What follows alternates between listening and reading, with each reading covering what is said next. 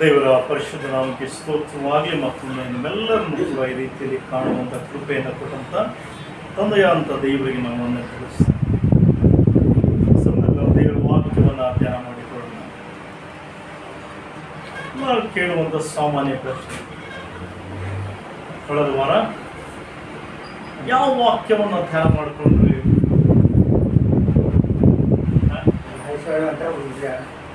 ಐಶ್ವರ್ಯವಂತ ಮತ್ತೆ ಭಿಕ್ಷುಕ ಅನ್ನೋ ವಿಷಯದಲ್ಲಿ ಧ್ಯಾನ ಮಾಡ್ಕೊಂಡಿದ್ದಾರೆ.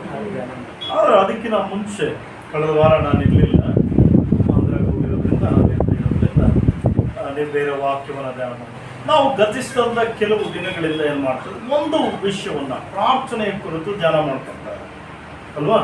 ನೆನಪಿದೆಯಾ? ಪ್ರಾರ್ಥನೆ ಅಲ್ವಾ? ಇಲ್ಲಿವರೆಗೂ ಒಂದು ಪ್ರಾರ್ಥನೆಯಲ್ಲಿ ಯೇಸು ಸ್ವಾಮಿ ಶಿಷ್ಯರಿಗೆ ಹೇಳಿಕೊಟ್ಟಂತ ಪ್ರಾರ್ಥನೆ ಏನು? ಪರಲೋಕದಲ್ಲಿರುವ ಅಲ್ವಾ ಪ್ರಾರ್ಥನೆ ಹೇಳ್ಕೊಟ್ರು. ಆ ಪ್ರಾರ್ಥನೆಯಲ್ಲಿ ಪರಲೋಕದಲ್ಲಿರುವ ನಮ್ಮ ತಂದೆಯೇ ಅಂದ್ರೆ ಏನು ಅನ್ನುವಂಥದ್ದನ್ನ ತಿಳ್ಕೊಂಡ್ವಿ. ಹಾಗೆ ನಿನ್ನ ನಾಮವು ಪರಿಶುದ್ಧವೆಂದೆನಿಸಲ್ಪಡಲಿ ಅನ್ನುವಂಥದ್ದನ್ನು ಕೂಡ ನಾವೇನ್ ಮಾಡಿದ್ವಿ? ಧ್ಯಾನ ಮಾಡ್ಕೊಂಡಿದೀವ ಇಲ್ವಾ? ಮಾಡಿದ್ವಿ ಅಲ್ವಾ? ನೆನಪಿದೆಯಾ? ಓಕೆ, ಇವತ್ತು ಹಾಗೆ ಮುಂದಕ್ಕೆ ನೋಡೋಣ.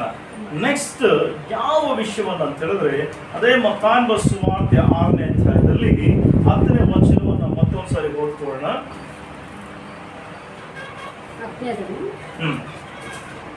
6ನೇ ಅಧ್ಯಾಯ 10ನೇ ವಚನ.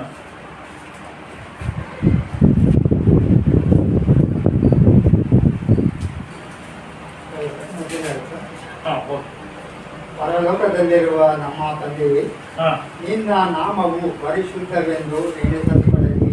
ನಿನ್ನ ರಾಜ್ಯವು ಬರಲಿ. ನಿನ್ನ ಚಿತ್ತವು ಪರಲೋಕದಲ್ಲಿ ನೆರವೇರುವ ಪ್ರಕಾರ ಭೂಲೋಕದಲ್ಲಿಯೂ ನೆರವೇರಲಿ. ಸಾಕು ನೋಡಲಿ, ವಾಕ್ಯ ಹೇಳ್ತಾ ಇದೆ.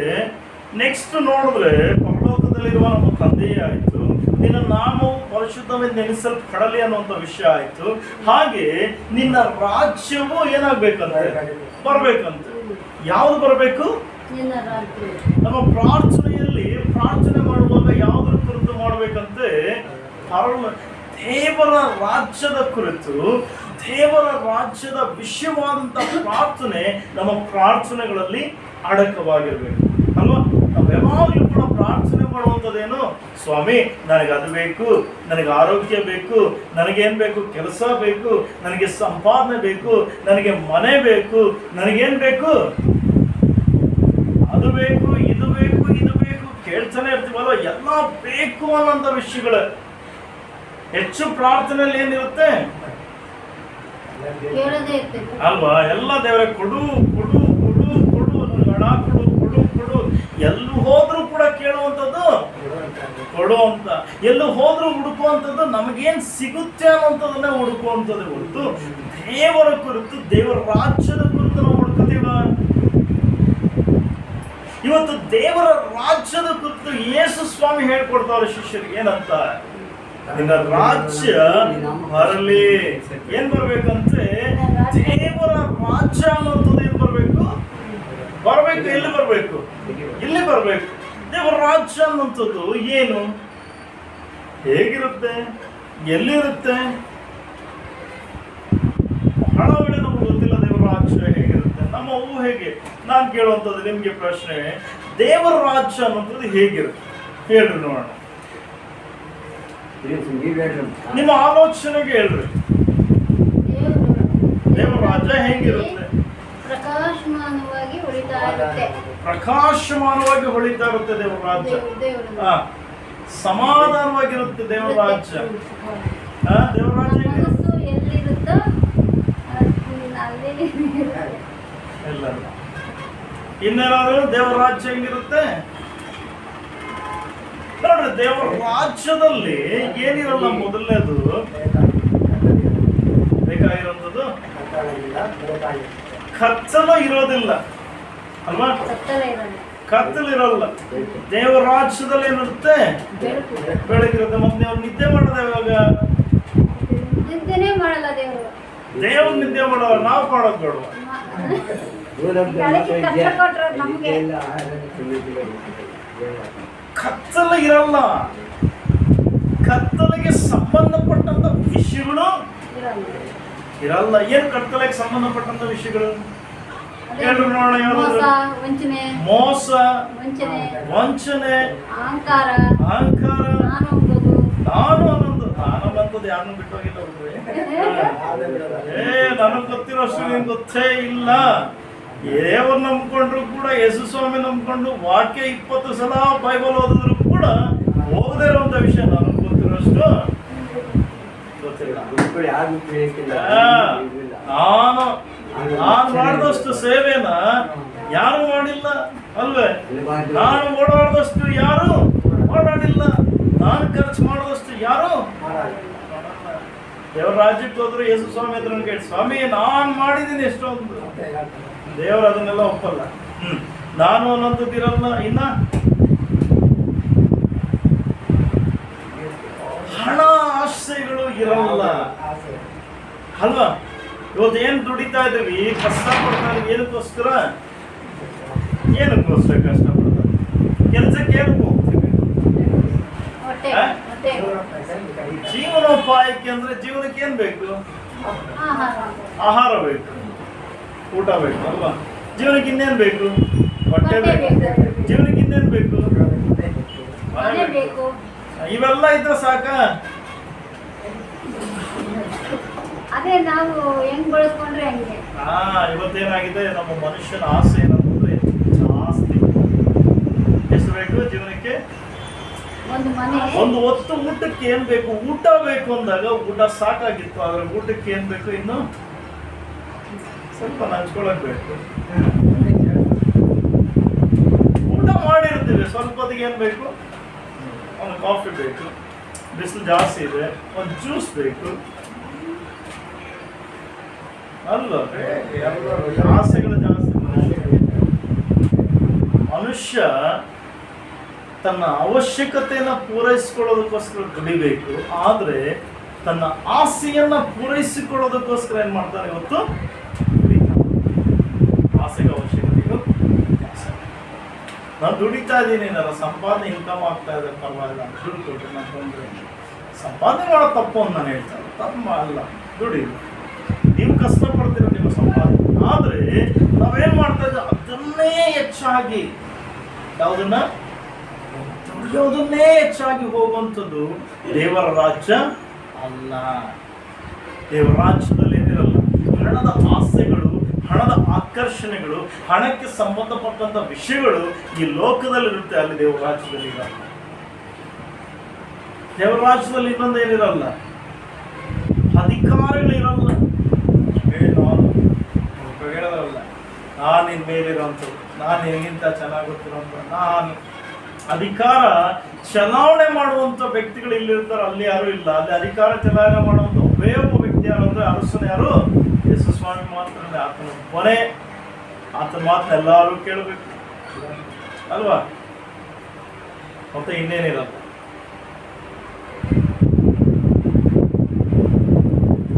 ಹಸಿವು ಇರಲ್ಲ, ದಾಹ ಆಗಲ್ಲ. ಪ್ರಕಟಣೆ ಗ್ರಂಥ 7ನೇ ಅಧ್ಯಾಯದಲ್ಲಿ ವಾಕ್ಯ ಹೇಳುತ್ತೆ, 14 ಮತ್ತು 17ನೇ ವಚನ ಹೇಳುತ್ತೆ. ನಾವು ಸರಿ ಹೋದ್ರೆ ಪ್ರಕಟಣೆ 7ನೇ ಅಧ್ಯಾಯ 14ನೇ ವಚನದಿಂದ ಓದೋಣ. ಅವರು ಅವನು ನನಗೆ ಇವರು ಒಂದು ನಿಮಿಷ, ಆ ಮಹಾಹಿಂಸೆಯನ್ನು ಅನುಭವಿಸಿ ಬಂದವರು ಯಜ್ಞದ ಕುರಿಯದಾತನ ರಕ್ತದಲ್ಲಿ ತಮ್ಮ ನಿಲುವಂಗಿಗಳನ್ನು ತೊಳೆದು ಶುಭ್ರ ಮಾಡಿದ್ದಾರೆ. ಈ ಕಾರಣದಿಂದ ಅವರು ದೇವರ ಸಿಂಹಾಸನದಲ್ಲಿ ಇಟ್ಟುಕೊಂಡು ಆತನ ಆಲಯದಲ್ಲಿ ಹಗಲಿರುಳು ಆತನ ಸೇವೆ ಮಾಡುತ್ತಾ ಇದ್ದಾರೆ. ಸಿಂಹಾಸನದಲ್ಲಿ ಕುಳಿತಿರುವಾತನು ಗುಡಾರದಂತೆ ಅವರನ್ನು ಆವರಿಸುವನು. ನೋಡ್ರಲ್ಲ, ವಾಕ್ಯ ಹೇಳ್ತಾ ಇದೆ 7ನೇ ಅಧ್ಯಾಯ 14ನೇ ವಚನ. ಪ್ರಕಟಣಾ ಗ್ರಂಥ 7ನೇ ಅಧ್ಯಾಯ 14ನೇ ವಚನ ಹೇಳ್ತಾ ಇದೆ ಏನಂತಂದ್ರೆ, ಅವನು ನನಗೆ ಇವರು ಮಹಾ ಹಿಂಸೆಯನ್ನು ಅನುಭವಿಸಿ ಬಂದವರು ಯಜ್ಞದ ಕುರಿಯಾದಾತನ ರಕ್ತದಿಂದ ತಮ್ಮ ನಿಲುವಂಗಿಗಳನ್ನ ತೊಳೆದು ಶುಭ್ರ ಮಾಡಿದ್ದಾರೆ. ಯಾರು ದೇವರ ರಾಜ್ಯಕ್ಕೆ ಹೋಗ್ತಾರೆ? ಯಾರು ಈ ದೇವರ ರಾಜ್ಯಕ್ಕೆ ಹೋಗ್ತಾರೆ? ತಮ್ಮ ವಸ್ತ್ರಗಳನ್ನ ಯೇಸು ಕ್ರಿಸ್ತನ ರಕ್ತದಿಂದ ಹೊಳೆಯಲ್ಪಟ್ಟಂತವರು ಎಲ್ಲಿ ಹೋಗ್ತಾರೆ? ತೊಳ್ಕೊಂಡಿದೀವ ನಾವು? ತೊಳಿಬೇಕ? ತೊಳ್ಕೋಬೇಕು ಫಸ್ಟ್. ಎಲ್ಲಿಂದ ತೊಳಬೇಕು? ಯೇಸು ಕ್ರಿಸ್ತನ ರಕ್ತದಿಂದ ತೊಳೆಯಲ್ಪಟ್ಟು ಏನನ್ನ ಈ ಶರೀರದಲ್ಲಿ ಏನಾಗುತ್ತೆ ಅಂತ ಹೇಳಿದ್ರೆ, ನಮ್ಮ ಬಟ್ಟೆಗೆ ಏನಾಗುತ್ತೆ? ಸಾಮಾನ್ಯ ಕೊಳೆ ಆಗುತ್ತೆ. ಕೊಳೆ ಬಟ್ಟೆನ ಏನ್ ಮಾಡ್ತೀವಿ? 2-3 ದಿನ ಹಾಕೊಂತೀವ, ಹಾಕೊಳ್ಳಲ್ಲ. ಬಿಳಿ ಬಟ್ಟೆನ ಎಷ್ಟು ದಿನ ಹಾಕೊಂತೀರ? ಒಂದೇ ದಿವಸ. ಎಲ್ಲಿಗಾದ್ರು ಹೋಗಿ ಬರ್ಬೇಕಾದ್ರೆ ಹೋಗಿ ಬಂದ್ಬಿಟ್ಟು ಆಮೇಲೆ ಕೊಳೆಗೆ ಹಾಕ್ತೀರಿ. ಯಾಕೆ? ಗಲೀಜು ಎತ್ತು ಕಾಣಿಸುತ್ತೆ. ಕೊಳೆ ಅನ್ನುವಂಥದ್ದು ಕಾಣಿಸಲ್ಪಡ್ತಾ ಇರುತ್ತೆ. ಆ ಗಲೀಜು ಕಾಣಿಸಲ್ಪಡುವಾಗ ನೋಡುವಂತ ಜನರ ಮುಂದೆ ನಾವು ಯಾರು ಅಶುದ್ಧವಾಗಿ ಕಾಣಿಸಲ್ಪಡ್ತೀವಿ. ಆದ್ರಿಂದ ನಾವೇನ್ ಮಾಡ್ತೀವಿ? ಪ್ರತಿದಿನ ನಮ್ಮ ಬಟ್ಟೆಗಳನ್ನು ಹೊಕ್ಕೊಂತಾನೇ ಇರ್ತೀವಿ ಅಲ್ವಾ? ಬಿಳಿ ಬಟ್ಟೆ ಆದ್ರೆ ಬೇಗ ಹೋಗಿದ್ದೀರ. ಹಾಗೆ ನಮ್ಮ ಜೀವನವನ್ನಂಥದ್ದು ಕೂಡ, ನಮ್ಮ ಜೀವಿತ ಕೂಡ ಏನಾಗಿದೆ? ನಮ್ಮಲ್ಲಿ ಕೊಳೆ ಅನ್ನುವಂಥದ್ದು ಇದೆ. ಅದನ್ನ ತೊಳ್ಕೋಬೇಕು. ಯಾವ್ದ್ರಿಂದ ತೊಳೆದ್ರೆ ಆಗುತ್ತೆ? ಇಲ್ಲೇನೋ ಬಟ್ಟೆ ತೊಳೆಯೋದಕ್ಕೆ ಏನಿದೆ, ಯಾವ್ದೋ ಏನೋ ಸೋಪುಗಳಿದಾವೆ, ಪೌಡರ್ಗಳಿದಾವೆ, ಯಾವ್ದೋ ಲಿಕ್ವಿಡ್ಗಳಿದಾವೆ, ಎಲ್ಲ ಹಾಕೊಂಡು. ಆದ್ರೆ ನಮ್ಮ ಜೀವನವನ್ನ, ನಮ್ಮನ್ನ ಶುದ್ಧೀಕರಿಸ್ಕೊಳ್ಳೋದಕ್ಕೆ, ನಮ್ಮಲ್ಲಿರುವಂತ ಕೊಳೆಯನ್ನ ತೆಗೆದಾಕೋದಕ್ಕಿರುವಂಥದ್ದು ಒಂದೇ ಒಂದು, ಯೇಸು ಸ್ವಾಮಿಯ ರಕ್ತದಲ್ಲಿ. ಯೇಸು ಸ್ವಾಮಿಯ ರಕ್ತದಲ್ಲಿ ತೊಳೆಯಲ್ಪಟ್ಟಂತ ನಾವುಗಳು ಹೋಗೋದಕ್ಕೆ ಕಾರಣ ದೇವರ ರಾಜ್ಯಕ್ಕೆ ಹೋಗ್ಬೇಕಂದ್ರೆ ತೊಳ್ಕೋಬೇಕು ಫಸ್ಟ್. ಯೇಸು ಕ್ರಿಸ್ತನನ್ನ ಸ್ವಂತ ರಕ್ಷಕನಾಗಿ ಅಂಗೀಕರಿಸಿಕೊಂಡು ಆತನ ರಕ್ತದಿಂದ ನಾವು ತೊಳೆಯಲ್ಪಟ್ಟ ನಂತರ ದೇವರ ಹೋಗ್ತೀವಿ. ಹೋದ್ಮೇಲೆ ಅಲ್ಲಿ ಯಾರಿದಾರಂತೆ? ಈ ಕಾರಣದಿಂದ ಅವರು ದೇವರ ಸಿಂಹಾಸನದ ಮುಂದೆ ಇದ್ದುಕೊಂಡು ಆತನ ಆಲಯದಲ್ಲಿ ಸೇವೆ ಮಾಡುತ್ತಾ ಇದ್ದಾರೆ. ನೋಡ್ರಿ ಎಲ್ಲಿದಾರಂತೆ? ಮೊದಲು ನೋಡ್ರಿ, ದೇವರ ಸಿಂಹಾಸನದ ಮುಂದೆ ಇದ್ದುಕೊಂಡು. ಎಲ್ಲಿದ್ದಾರೆ? ದೇವರ ಸಿಂಹಾಸನ ಇದೆ, ಸಿಂಹಾಸನದ ಮುಂದೆ ಇದ್ದಾರೆ. ಇದ್ದುಕೊಂಡು ಏನ್ ಮಾಡ್ತಾ ಇದ್ದಾರೆ? ಆತನ ಆಲಯದ ಅಂಗಳದಲ್ಲಿ. ಇದು ಆಲಯ. ಯೇಸು ಸ್ವಾಮಿ ಕೂತಿದ್ದಾರೆ. ಕೂತಿರುವಂತ ಅಂಗಳದಲ್ಲಿ ಕೂತ್ಕೊಂಡು ಹಗಲಿರುಳು. ಇವಾಗ ನಾವೇನ್ ಮಾಡ್ತಾ ಇದ್ವಿ? ಒಂದು ದಿನ ಆರಾಧನೆಗೆ ಬಂದು ಹೊರಟೋಗ್ತೀವಿ ಅಲ್ವಾ? ಬಿಡವಿದ್ರೆ ಉಪವಾಸ ಪ್ರಾರ್ಥನೆ ಬರ್ತೀವಿ, ಇಲ್ಲ ಅಂದ್ರೆ ಬರಲ್ಲ. ಆದ್ರೆ ಹಗಲಿರುಳು ಏನಂತೆ? ಹಗಲಿರುಳು ಅಂತ ಹೇಳಿದ್ರೆ 24 ಗಂಟೆ 7 ದಿನ, 24x7 ಅಂತ ಆಗ್ತಾರಲ್ಲ, ಹಾಗೆ ಪ್ರತಿನಿತ್ಯನು ಕ್ಷಣನೂ ಕೂಡ ಬಿಡಬೀಳ್ತೀರ ಆತನ ಸೇವೆಯನ್ನ ಮಾಡುತ್ತಾ ಇದ್ದಾರೆ. ನೆಕ್ಸ್ಟ್, ಸಿಂಹಾಸನದಲ್ಲಿ ಕುಳಿತಿರುವ ಆತನು ಗುಡಾರದಂತೆ ಆತನ ಆಲಯದಲ್ಲಿ ಹಗಲಿರುಳು ಆತನ ಸೇವೆ ಮಾಡುತ್ತಾ ಇದ್ದಾರೆ. ಸಿಂಹಾಸನದಲ್ಲಿ ಕುಳಿತಿರುವ ಆತನು ಗುಡಾರದಂತೆ ಅವರನ್ನು ಆವರಿಸುವನು. ಗುಡಾರದಂತೆ ಆತನು ಅವರನ್ನು ಏನ್ ಮಾಡಿದಾನೆ? ಆವರಿಸಿದಂತೆ. ಯೇಸು ಸ್ವಾಮಿ ಸಿಂಹಾಸನದ ಮೇಲೆ ಕೂತ್ಕೊಂಡು ಆತನೇನಾಗಿದ್ದಾರೆ? ಹಿಂಗೆ ಆವರಿಸಲ್ಪಟ್ಟವರ. ಎಲ್ಲಿದ್ದೀವಿ ನಾವು? ಕೋಳಿ ತನ್ನ ಮರಿಗಳನ್ನ ಹೆಂಗ್ ಬಚ್ಚಿಡುತ್ತೋ ಹಾಗೆ ನಮ್ಮನ್ನ ಏನ್ ಮಾಡಿದ್ದಾರೆ? ಆತನಲ್ಲಿ ಮರೆಮಾಚಿದ್ದಾರೆ. ಆಗ ಒಳಗಡೆ ಇರುವಂತ ನಮಗೇನಿಲ್ಲ ಅಂತಂದ್ರೆ, ನೆಕ್ಸ್ಟ್ ಹೋಗ್ರಿ, ಈಗ ಚೆನ್ನಾಗಿದೆ.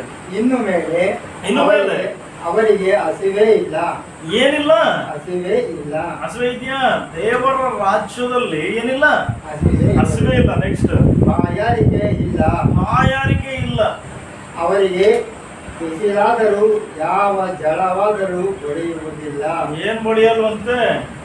ಬಿಸಿಲು ಅಲ್ವಾ? ಶೆಕೆ, ಬಿಸಿಲು. ಹೊರಗಡೆ ಹೋದ್ರೆ ಅಯ್ಯೋ ಸುಟ್ಟೋಗ್ತಾ ಇರುತ್ತೆ ಅಲ್ವಾ? ಹೊರಸ್ಕೊಂಡ್ರು ಬರ್ತಾನೆ ಇರುತ್ತೆ.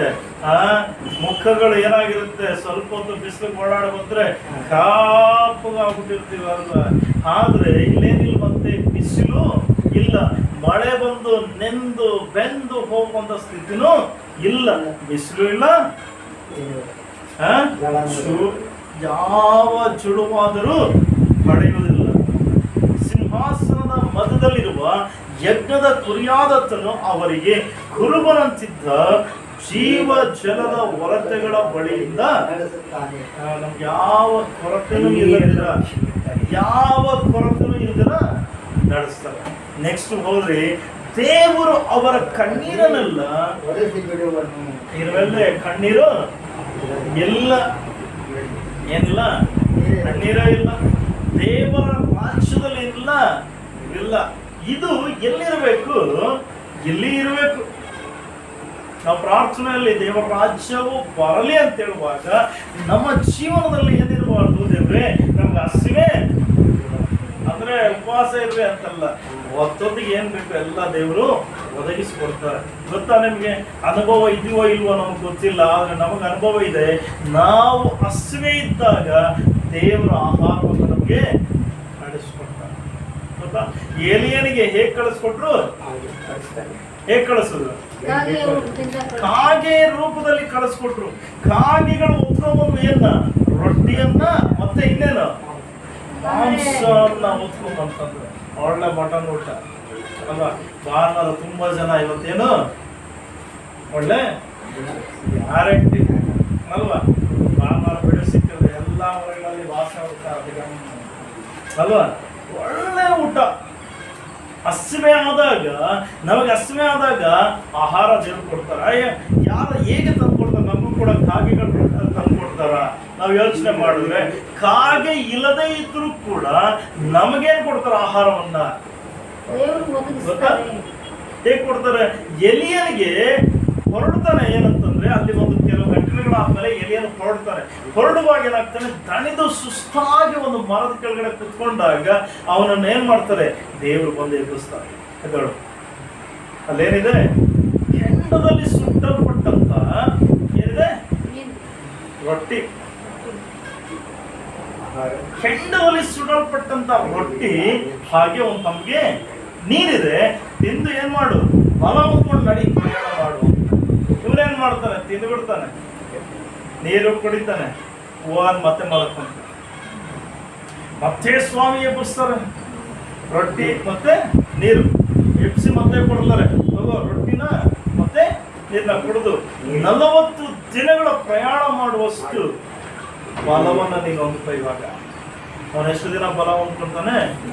ದೇವರು ಕೊಟ್ಟಂತ ಆಹಾರನ ಸೇವಿಸಿದಂತ ಮನುಷ್ಯ, ಆಹಾರ ತಿನ್ನಂತ ಮನುಷ್ಯ 40 ದಿನ ಪ್ರಯಾಣ ಮಾಡುವಷ್ಟು ಬಲ ಶಕ್ತಿ ಯಾರು ಕೊಟ್ರು? ರೊಟ್ಟಿ ಯಾರು ಮಾಡಿದ್ರು? ನಾನು ಕೇಳುವಂತ ಪ್ರಶ್ನೆ. ರೊಟ್ಟಿ ಯಾರು ರೆಡಿ ಮಾಡಿದ್ರು? ಹಸಿಟ್ಟು ಯಾರು ಕಳಿಸಿದ್ರು?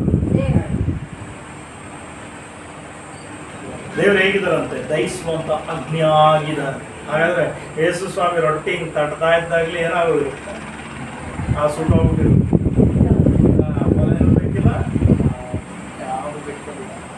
ಅಷ್ಟು ಫಲವುಳ್ಳಂತ ಆಹಾರವನ್ನ ದೇವರು ಕೊಟ್ಟರು. ಅಂದ್ರೆ ದೇವರ ರಾಜ್ಯ ಬರಲಿ ಅಂತ ಹೇಳುವಾಗ ದೇವರ ಚಿತ್ತವನ್ನ ನೆರವೇರಿಸುವಂತ ವ್ಯಕ್ತಿಗಳು ನಾವಾಗಿ. ಇವತ್ತು ದೇವರ ಚಿತ್ತ ಏನಾಗಿದೆ?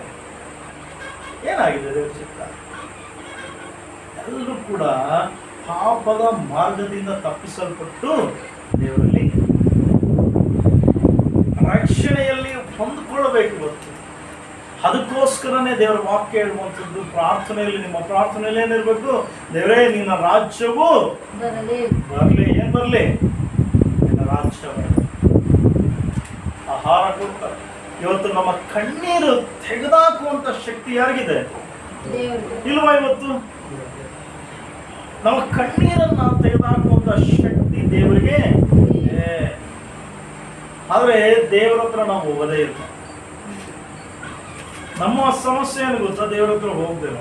ನಮ್ಮ ಸಮಸ್ಯೆ ಏನಂತಂದ್ರೆ ದೇವರ ಹತ್ರ ಹೋಗಿ ಕೇಳಿದ್ರೆ ದೇವರ ಸಮಸ್ಯೆನ ಪರಿಹಾರ ಮಾಡ್ತಾರೆ. ಆದ್ರೆ ದೇವರ ಹತ್ರ ಕೇಳಿದ್ರೆ ಕೂತ್ಕೊಂಡು ತಲೆ ಮೇಲೆ ಯೋಚನೆ ಮಾಡ್ಕೊಂಡು ಅಯ್ಯೋ ಹಿಂಗಿದೆಯಲ್ಲ, ಅದರಿಂದ ಏನ್ ಬರುತ್ತೆ? ಚಿಂತೆ ತುಂಬಿಕೊಳ್ಳುತ್ತೆ. ಚಿಂತೆಯಿಂದ ಏನಾಗುತ್ತೆ? ನಿದ್ದೆ ಬರಲ್ಲ. ನಿದ್ದೆ ಬರಲಿಲ್ಲ, ಸರಿಯಾಗಿ ಊಟ ತಿಂದಿಲ್ಲ, ಅದರಿಂದ ಅನಾರೋಗ್ಯ ಬಂತು. ಮತ್ತೆ ಅವ್ರು ಯಾರಿಗೋ ಹುಷಾರಿಲ್ವೋ, ಏನಾಗಿದೆಯೋ ಗೊತ್ತಿಲ್ಲ, ಆ ಚಿಂತೆಯಿಂದ ಇವರು ಏನಾದ್ರು, ಇವ್ರ ಚಿಂತೆಯಿಂದ ಊಟ ಮಾಡಿಲ್ಲ, ನಿದ್ದೆ ಮಾಡಿಲ್ಲ, ಇವ್ರಿಗೂ ಅನಾರೋಗ್ಯ ಕೆಡ್ತು. ಮತ್ತೆ ಎಲ್ಲಿಗೆ ಹೋಗು? ಹಾಸ್ಪಿಟ್ಲಿಗೆ ಹೋಗು. ಮತ್ತೆ ಏನ್ ಮಾಡು? ಅಲ್ಲಿ ಟ್ರೀಟ್ಮೆಂಟ್ ತಗೋ, ಮತ್ತೆ ಅದಕ್ಕೆ ಖರ್ಚು ಮಾಡು, ಸಾಲ ಮಾಡ್ಕೊ, ಮತ್ತೆ ಇನ್ನಷ್ಟು ಹೊರೆನ ತುಂಬಿಕೊಂಡು ಮತ್ತೆ ಏನ್ ಮಾಡ್ತೀವಿ, ಕಣ್ಣೀರಿಂದ ಪರಿಹಾರ ಎಲ್ಲ ಆಯ್ತು. ವಾಕ್ಯ ಹೇಳುತ್ತೆ, ನಿಮ್ಮ ಚಿಂತಾಭಾರವನ್ನೆಲ್ಲ ಯಾರಿಗೆ ಹಾಕ್ರಿ? ನನ್ನ ಮೇಲೆ ಹಾಕ್ರಿ. ದೇವ್ರ ಮೇಲೆ ಹಾಕ್ರಿ. ನಾವೇನ್ ಮಾಡ್ತಾ ಇದೀವಿ? ದೇವರೇ ನನ್ನ ಚಿಂತಾಭಾರನೆಲ್ಲ ನಾನೇ ಹೊತ್ಕೊಂತಾ ಇದ್ದೀನಿ. ಇವತ್ತು ಏನ್ ಮಾಡ್ತಾ ಇದೀವಿ? ನಮ್ಮ ಚಿಂತಾಭಾರವನ್ನ ನಾವು ಹೊತ್ಕೊಂಡು ಅದಕ್ಕೆ ಏನ್ ಬರ್ತಾ ಇಲ್ಲ. ರಾತ್ರಿ ಮಲಗಿದಾಗ ನಿದ್ದೆ ಬರ್ತಾ ಇದೆಯಾ? ನೆಮ್ಮದಿಯಾಗಿ ಬರಲ್ಲ. ಕೀರ್ತನೆಗಾರನ ಒಂದು ಮಾತು ಹೇಳ್ತಾರೆ, 127ನೇ ಕೀರ್ತನೆ ಒಂದ್ಸರಿ ತೆಗೀರಿ ನೋಡೋಣ. ಸಿಗ್ತಾ?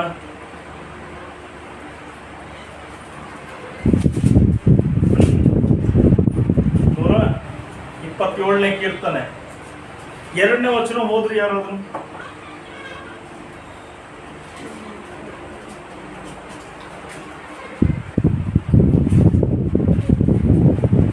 ಓಕೆ, ನಾನೇ ಓದ್ತೇನೆ. 127 2ನೇ ವಚನ. ಬೆಳಗಾಗುವುದಕ್ಕಿಂತ ಮುಂಚೆ ಏಳುವವರೇ, ಹೊತ್ತು ಮೀರಿ ಮಲಗುವವರೇ, ನೀವು ಆಹಾರಕ್ಕಾಗಿ ಇಷ್ಟು ಕಷ್ಟಪಡುವುದು ಏನಕ್ಕೋಸ್ಕರ ಕಷ್ಟಪಡ್ತಾರಂತೆ? ಹೆಂಗೆ ಎಷ್ಟೊತ್ತಿಗೆ ಎದ್ದೇಳ್ತಾರಂತೆ? ಬೆಳಗ್ಗೆ ಆಗೋದಕ್ಕಿಂತ ಮುಂಚೆನೆ ಓಡು ಓಡು ಓಡು ಓಡು ಓಡು. ಎಲ್ಲಿಗೆ? ಸಂಪಾದನೆಗೆ. ರಾತ್ರಿ ನಿದ್ದೆ ನೆಟ್ಟಿಗೆ ಬಂದಿರಲ್ಲ. ಯಾಕೆ? ಬೆಳಗ್ಗೆ ಎದ್ದು ಹೋಗ್ಬೇಕು, ಬೆಳಗ್ಗೆ ಎದ್ದು ಹೋಗ್ಬೇಕು, ಬೆಳಗ್ಗೆ ಎದ್ದು ಹೋಗ್ಬೇಕು ಅಲ್ವಾ? ನಾವು ಕೂಡ ಎಲ್ಲಾದ್ರೂ ಹೋಗ್ಬೇಕಾದ್ರೆ ಹೆಂಗೆ ಅಲ್ವಾ ಯೋಚನೆ ಮಾಡೋದು. ರಾತ್ರಿ 12 ಆದ್ರೂ 1 ಗಂಟೆ ಆದ್ರೂ ಮಲಗಲ್ಲ. ಏನ್ ಮಲಗಲ್ಲ? ನಿದ್ದೆನೆ ಮಾಡೋದು. ಏನಕ್ಕೋಸ್ಕರ? ಕೆಲಸ ಸಂಪಾದನೆ ಮಾಡು, ದುಡಿಬೇಕು. ಆದ್ರೆ ಆಹಾರಕ್ಕೋಸ್ಕರ ನಾವೇನ್ ಮಾಡ್ತೀವಿ? ಇಷ್ಟು ಕಷ್ಟ ಪಡ್ತಾ ಇದ್ದೀವಿ. ಅದೇನಂತೆ? ವ್ಯರ್ಥ. ನೆಕ್ಸ್ಟ್ ಹೋದ್ರೆ ಅದನ್ನೇ ನೆಕ್ಸ್ಟ್ ಆದ್ಮೇಲೆ ಆತನು ಅದನ್ನು ತನ್ನ ಪ್ರಿಯರಿಗೆ ಎಲ್ಲಿ ಕೊಡ್ತಾರಂತೆ? ನಿದ್ದೆ ಮಾಡ ಅಲ್ವಾ? ದಿನ ರಾತ್ರಿ ಹಗಲು ಕಷ್ಟಪಡೋನು ನೋಡ್ರಿ, ಒಂದ್ ಸ್ವಲ್ಪ ಹೊತ್ತು ಪರಿಶ್ರಮ ಪಟ್ಟು ಬಂದು ಬರೋದು ನೋಡ್ರಿ, ಇಬ್ಬರಿಗೂ ಕೂಡ ವ್ಯತ್ಯಾಸ ಏನು? ನಾವು ಕೂಡ ಏನ್ ಮಾಡ್ತೀವಿ? ಸೇವ್ ಮಾಡ್ಕೊಂಡು ನೆಮ್ಮದಿಯಾಗಿದ್ದೀವಿ ಅಲ್ವಾ? ನಮ್ಮ ಕೆಲಸಗಳನ್ನ ಮಾಡ್ಕೊಂಡು ನೆಮ್ಮದಿಯಾಗಿದ್ದೀವಿ. ನಾವೇನ್ ಮಾಡ್ತೀವಿ? ಇನ್ನೂ ದುಡಿಯೋಣ, ಇನ್ನೂ ಸಂಪಾದನೆ ಮಾಡೋಣ, ಇನ್ನೂ ದುಡ್ಡು ಸಂಪಾದನೆ ಮಾಡೋಣ. ಏನ್ ಮಾಡ್ಬೇಕು? ಎಲ್ಲಿ ಎಷ್ಟಿರ್ಬೇಕು? ನಮ್ಮ ಹತ್ರ ಕೋಟಿಗಳಿರ್ಬೇಕು. ಯಾರು ಚಿಕ್ಕ ಹುಡುಗನ್ ಕೇಳಿದ್ರೆ ಹೇಳ್ತಾರೆ ಕೋಟಿ ಇರಬೇಕು, 1 ಕೋಟಿ ರೂಪಾಯಿ ಇರಬೇಕು. ಲಾಸ್ಟ್ ರೀಸೆಂಟಾಗಿ ಎಲ್ಲ ಒಂದು ಕಡೆ ಪ್ರೇಯರಲ್ಲಿ ಕೇಳಿದೆ, ಯೌವನಸ್ಥರು ಕೂತಿದ್ದಾಗ ಕೇಳಿದ್ರೆ, ನಿಮ್ಗೆ ಎಷ್ಟು ಜೀವನ ಮಾಡೋದಕ್ಕೆ ಎಷ್ಟು ಬೇಕು ಅಂದ್ರೆ ಹುಡುಗ ಹೇಳ್ತಾ ಇದ್ದ, 1 ಕೋಟಿ ರೂಪಾಯಿ ಬೇಕು ಸರ್ ನಾವು ಜೀವನ ಮಾಡೋದು. ಎಷ್ಟು ಬೇಕು? ಎಷ್ಟು ಸಂಪಾದನೆ ಮಾಡಬೇಕು? ನೆಮ್ಮದಿಯಾಗಿ ನಿದ್ದೆ ಮಾಡ್ತೀರಾ ಅವಾಗ ಅಲ್ವಾ? ನಾವು ಅಷ್ಟು ಸಂಪಾದನೆ ಮಾಡಿದ್ರೆ ಏನ್ ತಿಂತೀವಿ ಹೊಟ್ಟೆಗೆ? ಸ್ವಲ್ಪ ಏನಿದೆ ಅಂತ ಹೇಳ್ಬಿಟ್ಟು ಎಷ್ಟು ತಿನ್ನಕ್ಕಾಗುತ್ತ? ಎಷ್ಟು ತಿನ್ಬೇಕು? ಅಷ್ಟೇ ತಿನ್ನ. ನಾವು ಹೊಟ್ಟೆ ಇಡಿಸೋ ಅಷ್ಟೇ ತಿನ್ನ. ಅದಕ್ಕಿಂತ ಹೆಚ್ಚಿಗೆ ಏನು ತಿನ್ನಕ್ಕಾಗಲ್ಲ. ಇದೆ ಅಂತದನ್ನೇನು ವಾಕ್ಯ ಹೇಳ್ತಾರೆ. ದೇವರ ರಾಜ್ಯದ ಕುರಿತು ಯೋಚನೆ ಮಾಡುವಂತ ನೀವು, ದೇವರ ರಾಜ್ಯದ ಕುರಿತು ಚಿಂತೆಯಲ್ಲಿರುವಂತ ನೀವು, ದೇವರ ರಾಜ್ಯಕ್ಕೋಸ್ಕರ ಪ್ರಾರ್ಥನೆ ಮಾಡುವಂತ ನಿಮಗೆ ದೇವರು ಏನ್ ಮಾಡ್ತಾರಂತೆ? ನಿದ್ರೆಯಲ್ಲೂ ಯೋಚನೆ ಮಾಡ್ಬೇಡ್ರಿ, ನಿಮ್ಗೆ ಆಹಾರ ಎಲ್ಲಿ ಸಿಗುತ್ತೆ? ಅಯ್ಯೋ ವಯಸ್ಸಾಗೋಯ್ತು, ಮುಂದಕ್ಕೆ ನನ್ನನ್ನು ಯಾರು ನೋಡ್ತಾರೆ, ನನಗೆ ಯಾರು ಊಟ ಕೊಡ್ತಾರೆ, ಯೋಚನೆ ಮಾಡೋ ಅವಶ್ಯಕತೆ ಇಲ್ಲ. ದೇವ್ರು ಕೊಡ್ತಾರೆ. ದೇವರು ಒಬ್ಬ ವ್ಯಕ್ತಿನ ನೇಮಿಸಿ ಇಟ್ಟಿರ್ತಾರೆ. ಬಹಳ ಜನರ ಯೋಚನೆ ಏನಂತಂದ್ರೆ, ಅಯ್ಯೋ ನನಗೆ ವಯಸ್ಸಾದಂತ ಕಾಲದಲ್ಲಿ, ಯಾವಾಗ ವಯಸ್ಸಾದಂತ ಕಾಲದಲ್ಲಿ ನನ್ನನ್ನು ನೋಡುವಂತವ್ರು ಯಾರು ನೋಡ್ತಾರೆ? ವಾಕ್ಯ ಹೇಳುತ್ತೆ, ಮುಪ್ಪಿನಲ್ಲಿಯೂ ಯೆಹೋವನೇ ನಿಮ್ಗೆ ಆಧಾರ. ಯಾವಾಗ? ವಯಸ್ಸಾದಾಗ. ಮತ್ ನಾವ್ಯಾಕೆ ಯೋಚನೆ ಮಾಡ್ತಾ ಇದೀವಿ? ದೇವ್ರು ನಾನು ಮುಂಚೆನೆ ಹೇಳೋರು ಎಷ್ಟೋ ವರ್ಷಗಳಿಂದ ಏನಂತ, ನಿನಗೆ ವಯಸ್ಸಾದಂತ ಕಾಲದಲ್ಲಿ ಯಾರಿದ್ದೀನಿ? ನಿನ್ನ ಮಕ್ಕಳು ನೋಡ್ಲಿಲ್ಲ, ನಿನ್ನ ಮೊಮ್ಮಕ್ಕಳು ನೋಡ್ಲಿಲ್ಲ, ಯೋಚನೆ ಮಾಡ್ಬೇಡ. ನಿನ್ನ ಅಣ್ಣ ತಮ್ಮಂದ್ರು ನೋಡಿಲ್ಲ, ಯೋಚನೆ ಮಾಡ್ಬೇಡ. ನಿನ್ನ ಬಂಧು ಬಳಗ ನೋಡಿಲ್ಲ, ನಿನ್ನ ಸ್ನೇಹಿತರು ನೋಡಿಲ್ಲ, ನಿನ್ನ ಹತ್ರ ಲಕ್ಷಗಳ ಗಟ್ಟಲೆ ದುಡ್ಡಿಸ್ಕೊಂಡಂತ ವ್ಯಕ್ತಿ ನೋಡ್ಲಿಲ್ಲ. ಯಾರು ನೋಡ್ತಾರೆ? ದೇವರು ಒಬ್ಬ ವ್ಯಕ್ತಿಯನ್ನ ನೇಮಿಸಿಟ್ಟಿರ್ತಾರೆ. ಗೊತ್ತಾ? ಒಂದು ಉದಾಹರಣೆ ಹೇಳ್ತೀನಿ. ನಾನು ಕಣ್ಣಾರೆ ನೋಡಿದಂತ ವಿಷಯ. ಒಬ್ಬ ಆಕೆ ವಯಸ್ಸಾದಂತ ಕಾಲದಲ್ಲಿ ಆಕೆ ವಯಸ್ಸಾದಂತ ಕಾಲದಲ್ಲಿದ್ದಾಳೆ. ಸುಮಾರು ಅಂತ ಹೇಳಿದ್ರೆ ಅವರಿಗೆ ಒಂದು 5 ರಿಂದ 6 ಜನ ಮಕ್ಕಳು. ಎಷ್ಟು ಜನ? 6 ಜನ ಮಕ್ಕಳು. ವಯಸ್ಸಾದಂತ ಕಾಲದಲ್ಲಿ ಆಕೆಯನ್ನ ನೋಡಿದಂಥವ್ರು ಯಾರು ಅಂತ ಹೇಳಿದ್ರೆ ಯಾರು ಕೂಡ ನೋಡುವಂಥವ್ರು ಇಲ್ಲ. ಆಕೆನೇ ಮಾಡ್ಕೊಂತ ಇದ್ದು, ಆಕೆನೇ ಜೀವನ ಮಾಡ್ತಾ ಇದ್ದು, ಇನ್ನೇನು ಎದ್ದು ಮಾಡೋಕ್ಕೂ ಆಗಲ್ಲ ಅನ್ನೋಂಥ ಸ್ಥಿತಿಯಲ್ಲಿ ತುಂಬಲ್ಪಟ್ಟಾಗ ಯಾರೋ ದೂರದ ಸಂಬಂಧಿಯ ಮಗ, ಯಾರದ ಸಂಬಂಧಿ ಮಗ, ಅವನಿಗೂ ತಂದೆ ತಾಯಿಗಳೆಲ್ಲ ತೀರೋಗಿದ್ದಾರೆ, ಒಬ್ಬನೇ ಇದ್ದಾನೆ. ತುಂಬಾ ವಯಸ್ಸಾದಂತ ಚಿಕ್ಕ ಹುಡುಗ, ತುಂಬಾ ದೊಡ್ಡ ಹುಡುಗ. ಆ ಹುಡುಗ ಇವ್ರ ಮನೆ ಸೇರ್ಕೊಂಡ. ಈಕೆಗೆ ಏನ್ ಮಾಡಬೇಕು ಎಲ್ಲಾ ಕೆಲಸನ ತನ್ನ ತಾಯಿಗೆ ಮಾಡಿದ ಹಾಗೆ ಎಲ್ಲಾ ಮಾಡ್ಕೊಡೋದಕ್ಕೆ, ಊಟ ಎಲ್ಲ ಮಾಡೋದಕ್ಕೆ ರೆಡಿ ಮಾಡ. ಯಾರು ಬಂದ್ರು? ಮಕ್ಕಳು ಬಂದ್ರ? ಮೊಮ್ಮಕ್ಕಳು ಬಂದ್ರ? ಯಾರು ಬಂದ್ರು? ನೋಡ್ದಂಥವ್ರು ಯಾರು? ದೇವರಿಗೆ ಗೊತ್ತು. ಒಬ್ಬ ವ್ಯಕ್ತಿಯನ್ನ, ದೇವರನ್ನ ಕಂಡುಕೊಳ್ಳಂತ ವ್ಯಕ್ತಿಯನ್ನ ನೋಡ್ಕೊಳ್ಳೋದಕ್ಕೆ ಒಬ್ಬರಲ್ಲ ಒಬ್ಬರನ್ನ ದೇವರು ನೇಮಿಸಿರ್ತಾರೆ. ಇವತ್ತು ನಮ್ಮ ಚಿಂತೆ ಏನು? ನನ್ನ ವಯಸ್ಸಾದಂತ ಕಾಲದಲ್ಲಿ ಯಾರು ನನ್ನ ನೋಡ್ತಾರೆ? ಚಿಂತೆ ಅವಶ್ಯಕತೆ ಇಲ್ಲ. ಇವತ್ತು ದೇವರು ನಿಮಗೋಸ್ಕರ ಇಲ್ಲ. ಅದಕ್ಕೆ ಪ್ರಯಾಸ ಪಡುವಂತ ವಿಷಯ, ಶ್ರಮೆ ಪಡುವಂತ ವಿಷಯ, ಪ್ರಾರ್ಥನೆಯಲ್ಲಿ ಇರಬೇಕಾಗುವಂತ ವಿಷಯ ಏನಂತಂದ್ರೆ, ದೇವರೇ ನಿನ್ನ ರಾಜ್ಯ ವಿಸ್ತರಣೆ. ಪ್ರಾರ್ಥನೆ ಮಾಡ್ರಿ. ವಾಕ್ಯ ಹೇಳುತ್ತೆ, ನೀವು ದೇವರಿಗೋಸ್ಕರ ಕೆಲಸ ಮಾಡಿದ್ರೆ ದೇವರು ನಿಮಗೋಸ್ಕರ ಚಿಂತೆ ಮಾಡ್ತಾರೆ. ಯಾರು? ನಾವು ದೇವರ ವಿಷಯದಲ್ಲಿ ಚಿಂತೆ ಮಾಡಿದ್ರೆ, ದೇವರ ರಾಜ್ಯದ ವಿಷಯದಲ್ಲಿ ಚಿಂತೆ ಮಾಡಿದ್ರೆ, ದೇವರೇನ್ ಮಾಡ್ತಾರೆ? ನಮ್ಮ ವಿಷಯದಲ್ಲಿ ಚಿಂತೆ ಮಾಡ್ತಾರೆ. ಇವತ್ತು ನಾವು ಯಾವ್ದಾರ ಚಿಂತೆಯಲ್ಲಿದ್ದೀವಿ? ಯಾವ ಚಿಂತೆಯಲ್ಲಿ ಮುಳುಗಿದ್ದೀವಿ? ಚರ್ಚ್ ಮುಗಿದಿದ್ದ ಏನಕ್ಕೆ ಹೋಗ್ಬೇಕಂತ ಯೋಚನೆ, ಫಾಸ್ಟ್ ಮನೆಗೆ ಹೋಗಿ ಫಸ್ಟ್ ಏನ್ ಮಾಡಬೇಕು? ಊಟ ಮಾಡಿಬಿಡ್ಬೇಕು ಅಲ್ವಾ? ನಾವು ಉಪವಾಸ ಇದ್ದು ಬಂದಿರ್ತೀರ ಅಲ್ವಾ? ನಮ್ಮ ಚಿಂತೆಗಳು ನಮ್ಮನ್ನ ಏನ್ ಮಾಡುತ್ತೆ ಅಂತ ಹೇಳಿದ್ರೆ, ನಮ್ಮನ್ನು ಕುಗ್ಗಿಸುತ್ತೆ. ಅದೇ ದೇವರ ರಾಜ್ಯದ ಚಿಂತೆ ನಮ್ಮನ್ನ ಏನ್ ಮಾಡುತ್ತೆ? ಇನ್ನೂ ಬಲ ಹೊಂದುವಂತೆ ಮಾಡುತ್ತೆ. ಚಿಂತೆ ಮಾಡಿ ಯಾವ ವಾಕ್ಯ ತೆಗಿರಿ. ಯೋಹಾನ್ ಬರ್ದಂತ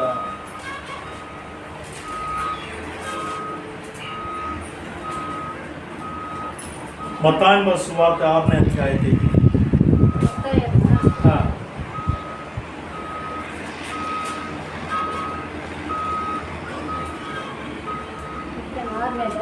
6ನೇ ಅಧ್ಯಾಯ. ಅಲ್ಲಿಗೆ ಬರೋಣ. ಅಲ್ಲೇ ಒಂದು ವಿಷಯ ಬರೀದೆ ಅಲ್ವಾ? ಯಾವ್ದ್ರ ಕುರಿತು ಧ್ಯಾನ ಮಾಡ್ತಾ ಇದೀವಿ? ದೇವರ ರಾಜ್ಯದ ಕುರಿತು ಅಲ್ವಾ? ಮತ್ತಾಯನ ಸುವಾರ್ತೆ 6ನೇ ಅಧ್ಯಾಯದಲ್ಲಿ 32ನೇ ವಚನ ಹೋದ್ರೆ 33. ನೀವು ಮೊದಲು ಈಗಿರುವುದರಿಂದ ನೀವು ಮೊದಲು ದೇವರ ರಾಜ್ಯಕ್ಕಾಗಿಯೂ ನೀತಿಗಾಗಿಯೂ ತವಕ ಪಡೀರಿ, ಇವುಗಳ ಕೂಡ ಅವೆಲ್ಲವೂ ನಿಮಗೆ ದೊರಕುವವು. ಫಸ್ಟ್ ಸರಿ, ನೆಕ್ಸ್ಟ್ ಸ್ವಲ್ಪ ಹಿಂದಿನ ವಚನಕ್ಕೆ ಹೋಗೋಣ.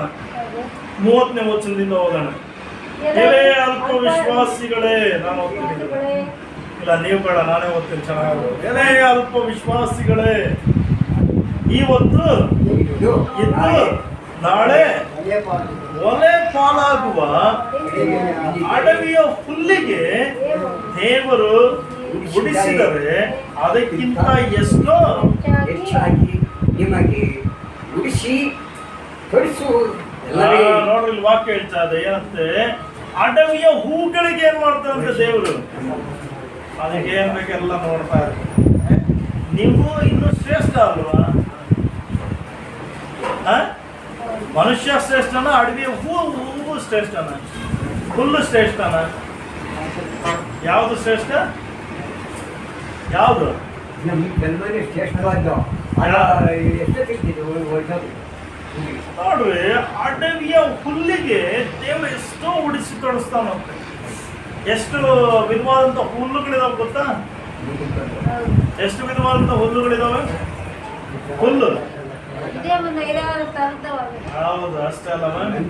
ಇನ್ನ ಎಷ್ಟು ತರದ ಹುಲ್ಲುಗಳಿದಾವೆ? ಸುಮಾರು 600 ವೆರೈಟೀಸ್ ಹುಲ್ಲುಗಳಿದಾವೆ. ಒಂದೊಂದು ದೇಶದ ಕಡೆಗೆ ಒಂದೊಂದು ರಾಜ್ಯದ ಕಡೆಗೆ ಬೇರೆ ಬೇರೆ ಪ್ರಾಂತ್ಯಗಳಿಗೆ ಹೋದ್ರೆ ಆ ಪ್ರಾಂತ್ಯಗಳಲ್ಲಿ ಬೇರೆ ಬೇರೆ ಆದಂತ ವಿಧದಲ್ಲಿ ಹುಲ್ಲುಗಳು ಇದಾವೆ. ಹಾಗಾದ್ರೆ ಅಷ್ಟು ವೆರೈಟಿಯ ಹುಲ್ಲುಗಳಿಗೆ ದೇವ್ರು ನೋಡ್ಬೇಕಾದ್ರೆ ನಮಗ್ ನೋಡಲ್ವಾ? ಅದಕ್ಕೆ ವಾಕ್ಯ ಹೇಳ್ತದೆ, ಅದಕ್ಕಿಂತ ಹೆಚ್ಚಾಗಿ ಎಷ್ಟೋ ಹೆಚ್ಚಾಗಿ ನಿಮಗೆ ಒಡಿಸಿ ತಡಿಸೋನಲ್ಲವೇ. ಈಗಿರೋದ್ರಿಂದ ಏನು ಊಟ ಮಾಡಬೇಕು, ಏನು ಕುಡಿಯಬೇಕು, ಏನು ಹೊದ್ದುಕೊಳ್ಳಬೇಕೆಂದು ಚಿಂತೆ ಮಾಡಬೇಡರಿ. ಇವುಗಳಿಗಾಗಿ ಅಜ್ಞಾನಿಗಳು ಯಾರಂತೆ? ಯಾರು ಯೋಚನೆ ಮಾಡ್ತಾರೆ? ಅಂದ್ರೆ ಬುದ್ಧಿ ಇಲ್ದಿರೋಂಥವ್ರು, ತಿಳುವಳಿಕೆ ಇಲ್ದಿರೋಂಥವ್ರು, ಜ್ಞಾನ ಇಲ್ದಿರೋಂಥವ್ರು ಏನ್ ಮಾಡ್ತಾರಂತೆ? ಚಿಂತೆ ಮಾಡ್ತಾರೆ. ಯಾಕೆ? ಅಯ್ಯೋ, ಬುದ್ಧಿ ಇಲ್ದಿರೋಂಥ ವ್ಯಕ್ತಿಗಳಿಗೆ ಏನಂತಂದ್ರೆ, ಅಯ್ಯೋ ನಾನು ಏನ್ ತಿನ್ಬೇಕು, ಏನ್ ಕುಡಿಬೇಕು, ಏನ್ ಒದ್ಕೊಳ್ಬೇಕು, ನನ್ಗೆ ಆ ಬಟ್ಟೆ ಬೇಕು, ಈ ಬಟ್ಟೆ ಬೇಕು, ಶಾಪಿಂಗ್ ಮೇಲೆ ಶಾಪಿಂಗ್ ಅಲ್ವಾ? ತಿನ್ನೋದ್ರ ಬಿಟ್ಟು ಅದು ಇದು ಅನ್ನೋ ಯೋಚನೆಗಳು, ಅಲ್ಲಿಗೆ ಹೋಗ್ಬೇಕು ಇಲ್ಲಿಗೆ ಹೋಗ್ಬೇಕು ಅನ್ನೋಂಥ ಯೋಚನೆಗಳು ತೊಡಗೇ ಇರ್ತವೆ. ಅದನ್ನ ಯಾರು ಮಾಡ್ತಾರಂತೆ? ಅಜ್ಞಾನಿಗಳು ಅಂತ ಹೇಳಿದ್ರೆ ಬುದ್ಧಿ ಇಲ್ಲದೆ ಇರೋಂಥವ್ರು, ಜ್ಞಾನ ಇಲ್ಲದೆ ಇರೋಂಥವ್ರು, ಕ್ರಿಸ್ತನ ವಿಷಯದಲ್ಲಿ ತಿಳುವಳಿಕೆ ಇಲ್ಲದೇ ಇರುವಂಥ ವ್ಯಕ್ತಿಗಳು ಯೋಚನೆ ಮಾಡ್ತಾರೆ. ನೀವೇನ್ ಮಾಡ್ಬೇಡ್ರಿ, ಅದ್ರ ಕುರಿತು ಯೋಚನೆ ಮಾಡಬೇಡ್ರಿ. ಅದಕ್ಕೆ ವಾಕ್ಯ ಹೇಳ್ತಾರೆ, ಇದಲ್ಲದೆ ಇದೆಲ್ಲ ನಿಮಗೆ ಬೇಕಾಗಿದೆ ಎಂದು ಪರಲೋಕದಲ್ಲಿರುವ ನಿಮ್ಮ ತಂದೆಗೆ ಇದೆಲ್ಲ ಏನೇನ್ ನಿಮಗೆ ಬೇಕು ಅನ್ನೋ ವಿಷಯದಲ್ಲಿ ಯಾರು ಗೊತ್ತು? ದೇವರಿಗೆ ಚೆನ್ನಾಗಿ ಗೊತ್ತು. ಅದಕ್ಕೆ ನೀವೇನ್ ಮಾಡ್ಬೇಡ್ರಿ, ಅದರ ಕುರಿತಾಗಿ ನೀವೇನ್ ಮಾಡ್ಬೇಡ್ರಿ, ಚಿಂತೆ ಮಾಡ್ಬೇಡ್ರಿ. ಪರಲೋಕದಲ್ಲಿರುವ ನಿಮಗೆ ತಂದೆಗೆ ತಿಳಿದಿದೆಯಾ ಅಷ್ಟೇ. ಹೀಗಿರೋದ್ರಿಂದ ದೇವರಿಗೆಲ್ಲ ಗೊತ್ತಿರೋದ್ರಿಂದ ನೀವೇನ್ ಮಾಡ್ರಿ, ಇವಾಗ ಮೊದಲೇನು ಕುರಿತು? ಯಾವ್ದ್ರ ಕುರಿತು? ನೀತಿಗಾಗಿ. ಮೊದಲು ಯಾವ್ದ್ರ ಕುರಿತು? ರಾಜ್ಯಕ್ಕಾಗಿ, ದೇವರ ರಾಜ್ಯಕ್ಕಾಗಿ. ಫಸ್ಟ್ ಏನಕ್ಕೋಸ್ಕರ ಚಿಂತೆ ಮಾಡ್ರಿ, ಏನಕ್ಕೋಸ್ಕರ ಪ್ರಾರ್ಥನೆ ಮಾಡ್ರಿ, ಏನಕ್ಕೋಸ್ಕರ ಪ್ರಯಾಸ ಪಡ್ರಿ? ದೇವರ ರಾಜ್ಯಕ್ಕೋಸ್ಕರ. ದೇವರೇ, ನಿನ್ನ ರಾಜ್ಯ ಬರ್ಲಿ ಸ್ವಾಮಿ, ನಿನ್ನ ರಾಜ್ಯ ಇಲ್ಲಿ ಸ್ಥಾಪನೆ ಆಗ್ಲಿ ಸ್ವಾಮಿ, ನಿನ್ನ ರಾಜ್ಯವನ್ನ ಎಲ್ಲರೂ ಕಂಡುಕೊಳ್ಳಿ ಸ್ವಾಮಿ ಅಂತ ಮೊದಲು ಪ್ರಾರ್ಥನೆ ಮಾಡ್ರಿ. ಆಮೇಲೆ ಏನಕ್ಕೋಸ್ಕರ? ನೀತಿಗೋಸ್ಕರ. ನಾವೇನಾಗಿರ್ಬೇಕು? ನೀತಿವಂತರಾಗಿರ್ಬೇಕು. ಹೇಗಿರ್ಬೇಕು? ನೀತಿವಂತರಾಗಿ, ಶುಭ್ರವುಳ್ಳಂತವರಾಗಿ, ಶುದ್ಧೀಕರಣ ಉಳ್ಳಂತವರಾಗಿ ನಾವು ಜೀವನ ಮಾಡಬೇಕು.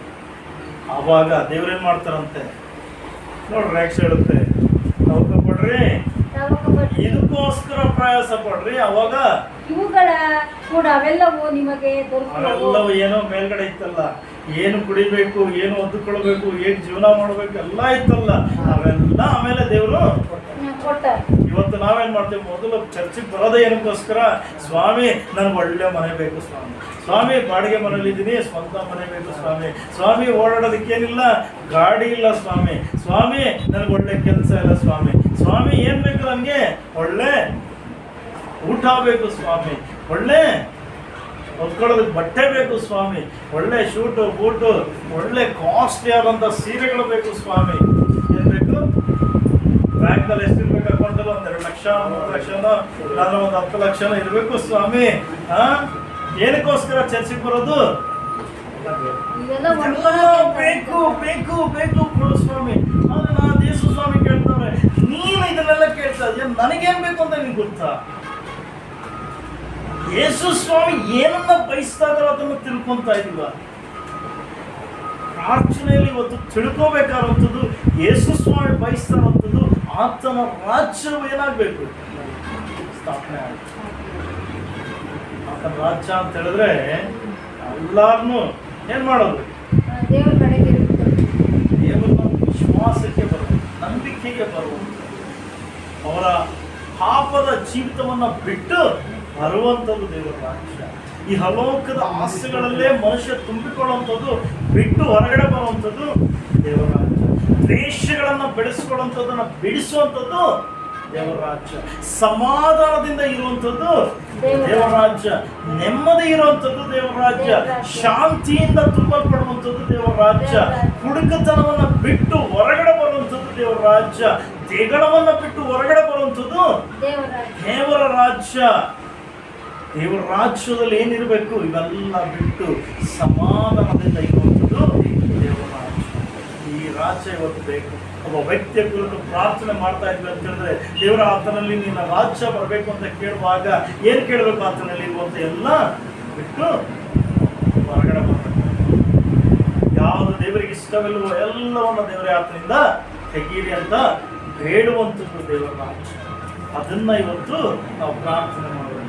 ಅಯ್ಯೋ ಸ್ವಾಮಿ, ನನ್ನ ಕಣ್ಣ ಮುಂದೆ ಏನ್ ಮಾಡ್ತಾನೆ, ಅವನು ಕೆಟ್ಟೋಗ್ತಾನೆ ಸ್ವಾಮಿ, ಅವನು ದೇವರೇ ನೀನು ಬದಲಾಯಿಸು ಸ್ವಾಮಿ ಅಂತ ಪ್ರಾರ್ಥನೆ ಮಾಡುವಂಥದ್ದೇ ದೇವರ ರಾಜ್ಯ.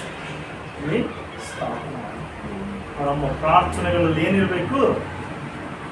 ದೇವರ ರಾಜ್ಯದ ವಿಜ್ಞಾಪನೆ ಕೂಡ ಇರಬೇಕು. ಹಲ್ಲೆಲೂಯ. ದೇವರ ರಾಜ್ಯದ ಕುರಿತಾದಂಥ ವಿಜ್ಞಾಪನೆ ಇರಬೇಕು. ಮೊದಲು ದೇವರ ರಾಜ್ಯ ಎಲ್ಲಿರಬೇಕು? ನಮ್ಮಲ್ಲಿರಬೇಕು.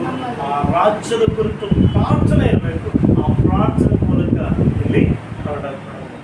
ಇದನ್ನ ಪ್ರಾರ್ಥನೆ ಮಾಡ್ರಿ, ದೇವರು ಏನ್ ಮಾಡ್ತಾರೆ? ತನ್ನ ರಾಜ್ಯವು ಸ್ಥಾಪನೆ ಮಾಡುತ್ತೆ.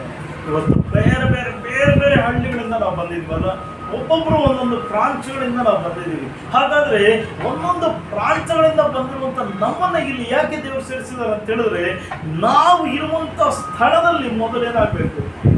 ಆತನ ರಾಜ್ಯ ಪ್ರಾರಂಭ ಆಗಬೇಕು. ಪ್ರಾರಂಭ ಆಗಬೇಕಂದ್ರೆ ನಾವು ಹೆಚ್ಚಿಗೆ ಆತನ ಕುರಿತು ಪ್ರಾರ್ಥನೆ ಮಾಡಬೇಕು. ಪ್ರಾರ್ಥನೆಗಳಿದ್ದಾಗ ಎಲ್ಲವೂ ಕೂಡ ಸರಾಗವಾಗಿ ನಡೆಯೋದಕ್ಕೆ ಪ್ರಾರಂಭ ಆಗುತ್ತೆ. ಆದ್ದರಿಂದ ನಾವು ಪ್ರಾರ್ಥನೆ ಮಾಡೋಣ, ದೇವರೇ ನಿನ್ನ ರಾಜ್ಯವು ಏನಾಗಲಿ? ಸ್ಥಾಪನೆ ಆಗಲಿ, ನಿನ್ನ ರಾಜ್ಯವು ಬರಲಿ ಅಂತ ನಾವು ಪ್ರಾರ್ಥನೆ ಮಾಡೋಣ. ಆಗ ದೇವರ ರಾಜ್ಯ ವಿಸ್ತರಣೆ ತುಂಬಲ್ಪಡುತ್ತೆ.